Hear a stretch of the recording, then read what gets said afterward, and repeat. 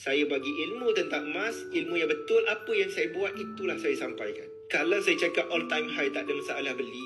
Saya pun beli, tuan-puan. Sebab apa? Itu ilmu cerita penyimpan emas. Kita beli, kita bukan gold investor. Kita bukan beli dump sekali banyak.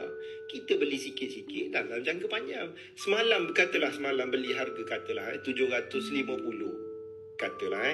Lepas tu besok harga emas turun 650. Katakanlah. Semalam beli 1 gram. Besok beli, dapat harga purata RM700 1 gram. Nampak tak? Sebab kita beli sikit-sikit dalam jangka panjang. Harga naik banyak, kita bukan dump beli banyak, kita beli sikit. Harga turun, ada duit lebih, kita beli banyak lagi. Sebab tu gold saver macam saya, dan saya ajar penyimpan emas, kita peace, kita tenang saja. Naik, turun, kita always tenang.